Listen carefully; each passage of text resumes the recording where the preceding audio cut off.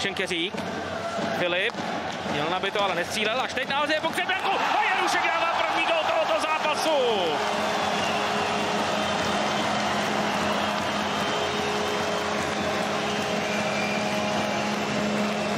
Čas 10:18 a houževnatá práce v podání Richarda Jaruška v předbrankovém prostoru.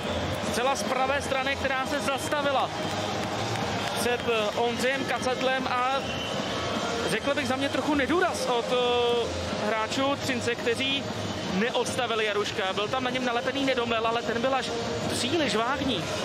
No, zrovna nedůraz v situaci, kdy na ledě Bohumil Young a Richard Nedomlel, to úplně nečekáš. Nevystřelil a teď nechal puk za brankou, ještě ale přihrává k modré čáře, byť až na dvakrát. Další nahození a to je gól! Brýsgala mnoho neviděl, Třinec vyrovnává na 1:1.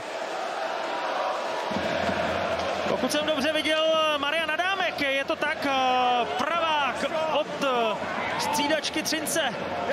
V podstatě jen nahazoval, ale obrovskou zásluhu teď mají útočníci, kteří clonili před Brýsgalou. Toto je příležitost, kterou měl Petr Vrána.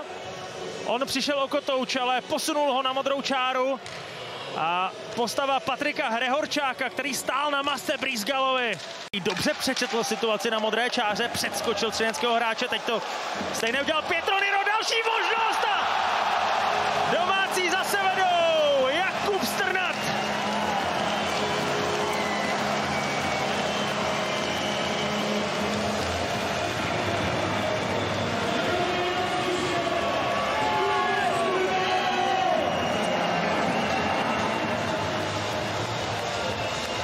Jakub Strnad je střelcem gólu, ale tato branka, řekl bych, z poloviny patří Pietronyrovi, který naprosto úžasným způsobem přečetl situaci.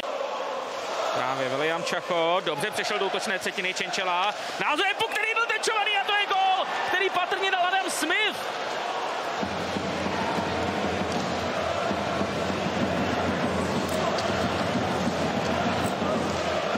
Hned dvě hokejky se natahovaly do předbrankového prostoru. Jako první se radovat Čenčela, no a my to pojďme prozkoumat, kdože ten puk tečoval. Z tohoto záběru to ještě úplně vidět nebylo, tady to možná bude vidět o něco lépe. No, byl to rozhodně šťastný gól, tak tady. Aha, ono tečoval perfektně Němčík. Takže vlastní body, čekají se góly. A ty nepřicházejí, tady je možnost a Antonín Melka dává zase gól a zase z předbrankového prostoru. Kladno vede po třetí v zápase.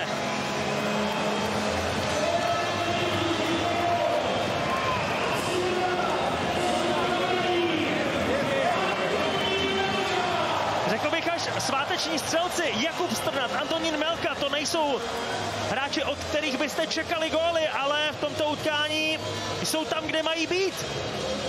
Vyražený kotouč před sebe a zase nikdo z třineckých beků nebyl před Kacetlem.